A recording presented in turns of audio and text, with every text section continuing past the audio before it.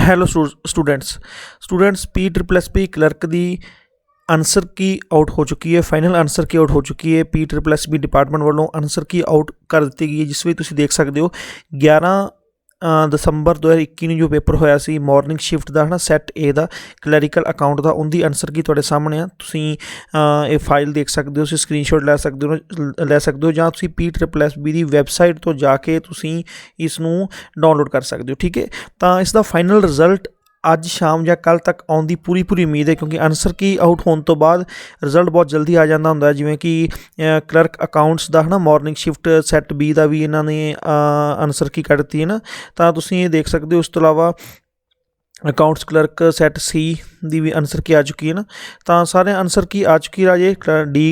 D set ਦੀ answer ਕੀ ਆ ਚੁੱਕੀ ਹੈ, ਤਾਂ ਸਾਰੇ ਆਨਸਰ ਕੀ ਆ ਚੁੱਕੀ। ਇਸ ਤੋਂ ਇਲਾਵਾ I T clerk the we set number A evening shift the answer ਕੀ ਆ ਚੁੱਕੀ ਹੈ ਨਾ, ਅਤੇ ਸੈੱਟ ਬੀ ਦੀ ਆਨਸਰ ਕੀ ਹੈ।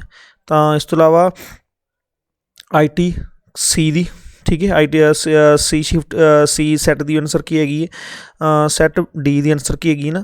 ਉਸ ਤੋਂ ਇਲਾਵਾ ਹੁਣ ਆਉਣਗੇ ਤੁਹਾਡੇ ਕੋਲ ਕਲੈਰੀਕਲ, ਜੋ ਕਿ P triple S B clerk ਦਾ ਮੇਨ ਪੇਪਰ ਸੀ ਨਾ, ਉਸ ਦੀ ਵੀ ਆਨਸਰ ਕੀ ਤੁਹਾਡੇ ਸਾਹਮਣੇ ਆ। ਠੀਕ ਹੈ, ਸਾਰੇ ਆਨਸਰ ਕੀ ਆਊਟ ਹੋ ਚੁੱਕੀ ਹੈ। P triple S B department Shri Krishan Kumar ji ਵੱਲੋਂ ਰਿਜ਼ਲਟ ਬਹੁਤ ਜਲਦੀ ਡਿਕਲੇਅਰ ਕਰ ਦੇਣਾ ਹੈ। ਤੁਸੀਂ ਆਪਣਾ ਨੰਬਰ ਦੇਖੋ ਅਤੇ ਆਪਣੀ ਟਾਈਪਿੰਗ 'ਤੇ ਧਿਆਨ ਦਿਓ।